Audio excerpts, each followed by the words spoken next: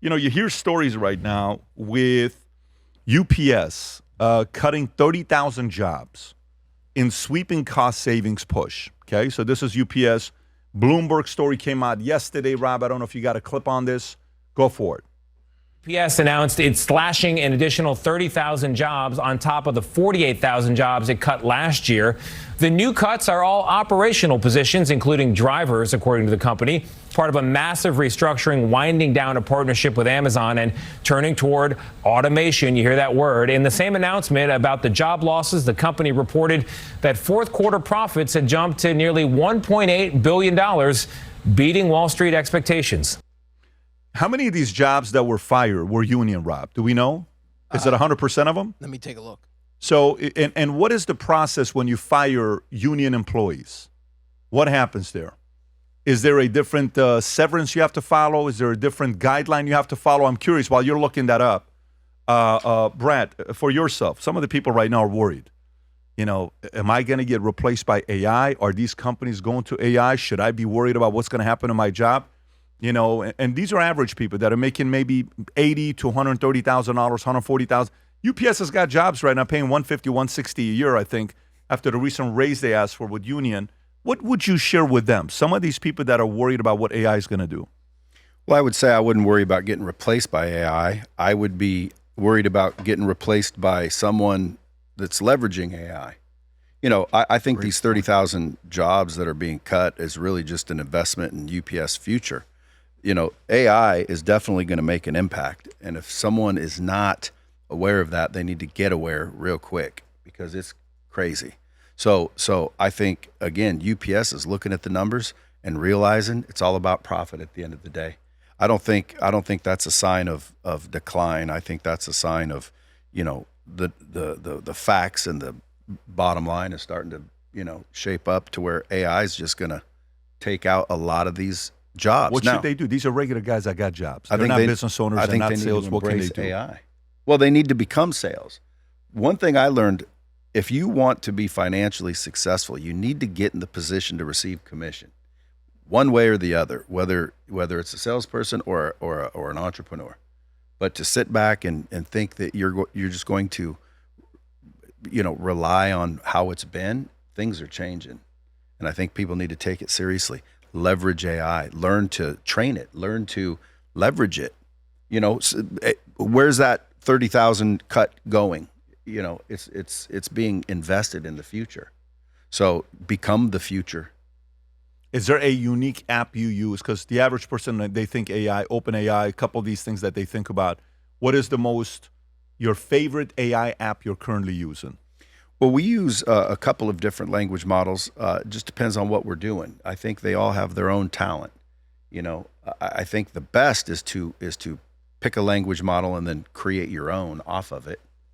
Off a language model. Yeah, I mean, just real quick on my phone, I'm with ChatGPT to do some of the copywriting things that we've embedded into Lightspeed. We use Claude more, but again, I mean, I think it's all embryonic at this point. It's making some serious changes. And I think anyone that used to get paid for this is about to wake up to an ugly future. Because again, I can drop your book into my training system and it will create a Harvard level instructionally designed course based on your book. Mm-hmm. And I don't even have to pay you. Isn't that amazing? Because I bought your book. That's the knowledge that is unbelievable. That I purchased. Changing. Yeah. Tom, where are you at with this 30,000? Well, what's interesting is UPS is saying that it's cutting the jobs. And the CFO was on a conference call and identified that that a good number of the jobs are coming to attrition. In other words, when people resign or retire, they're not replacing those particular jobs as they consolidate responsibilities, number one. Number two, they had voluntary separation packages in areas where they had overhired during COVID. Remember, during COVID, nobody drove to Costco to pick up stuff. Nobody went to Target.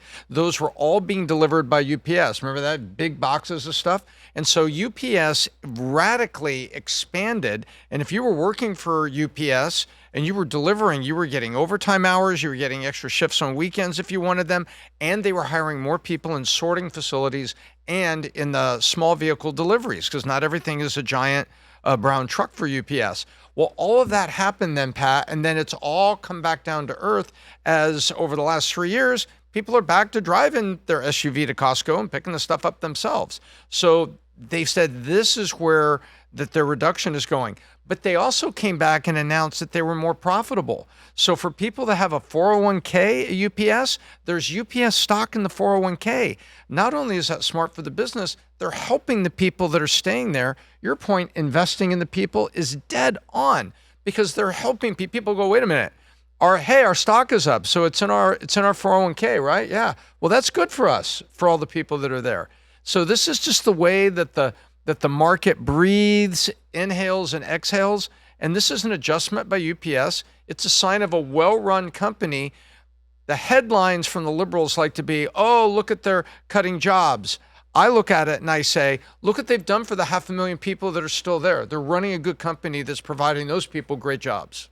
Brandon, because you have a very different angle on why this is happening.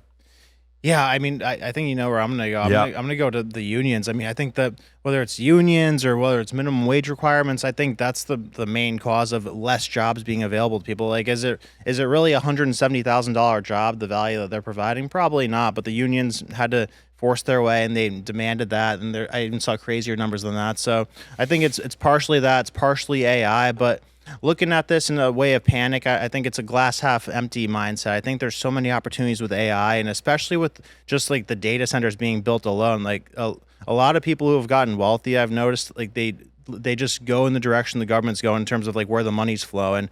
Like a lot of people made money in real estate when the government was incentivizing people to build houses during the World War II time period. A lot of people made money when defense contractors were, going crazy during World War II. But right now, data centers are the money's being poured into that the way it was during like the World War II or like the .com bubble. So like think of all the inputs, like the small little things that you could attach yourself to that go into building a data center. There's like probably a couple thousand different inputs, just like the simplest things that go into a data center, like the wiring, the HVAC, the raised up floors, every little piece of the infrastructure. You could attach yourself to that. And I was looking last night, it said that vendors that involve themselves in that, even if it's something like putting out SOPs for data centers, they could have a 10 to 14 times multiple just for having that system in place where they could set up a certain aspect of a data center.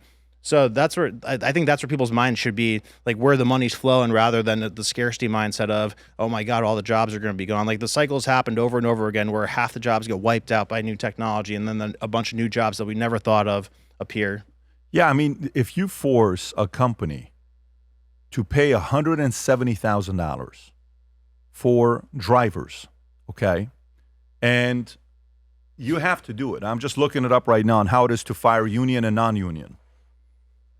You know what it says? It's companies like UPS, when it comes down to firing people, they typically go to non-union because it's easier to cut with non-union than union.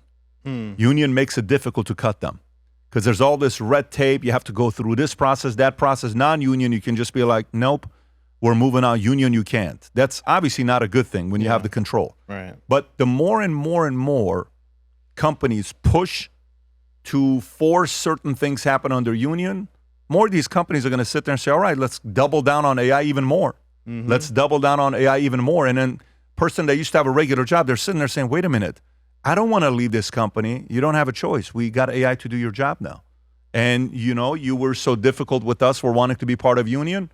We appreciate the fact that you challenged us. We took your challenge, and we now got AI that does your job even better than you. Thank you for that challenge. We're so grateful for you, Brad, that you got us to take AI seriously. Without you, life wouldn't be the same. You're amazing. We love you, Bradley. Folks, once a year, we host an event called the Sales Leadership Summit. That event is coming up in the next 2 months. It'll be in South Florida at Trump Doral. And it's for those of you that run a business, because sales is king. Most people don't understand the power of developing sales leaders that develop sales people. This video will break down what's happening at SLS, and hopefully those of you guys that are doing $1 million plus, you'll get a chance to get a ticket for yourself. Go ahead, Rob, play the clip. So many years ago, I realized the size of your income, your net worth, your lifestyle is a pure reflection of the size of problems you solve. So for me, going back 20-some years ago, I was a good salesperson. I learned how to sell. I knew if I ran 3-4 appointments a day, I could sell 2, 4, 6, maybe 8 insurance policies. on a given day. Then I ask myself, how do I sell 50 in a day? How do I sell 100 in a day? There's no way I can do it by myself. I had to solve a big problem and go from being a salesperson to being a sales leader. By the way, it is very different being a salesperson than being a sales leader. That's a massive problem to try to solve. What happened later on? I went from selling 2 to 3 policies a day personally to eventually we sold 1 million insurance policies with our company, and we sold that company for $250 million. 3 years ago, licensing 60,000 insurance agents. We solved a massive problem, got paid massively. Let me bring it back to you.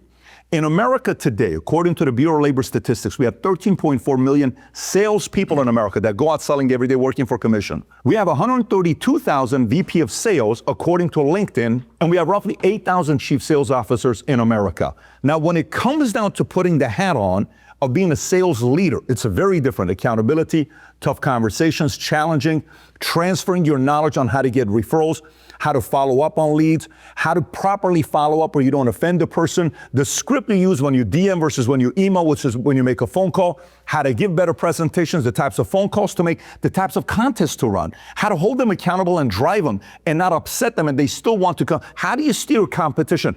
All of this are things companies that solve big problems that become multi-billion-dollar companies do. So once a year, I host a conference called a Sales Leadership Summit. This happens once a year. To attend this, you need to do a minimum of $1 million a year and have 5 salespeople that report to you. If you want to join us at this year's Sales Leadership Summit, that happens end of March, we'll go through a 200-page manual together on how to go through A through Z of being a great sales leader. Click on a link below, fill out the information. One of our representatives from the David Consulting will reach out to you and tell you more about the Sales Leadership Summit.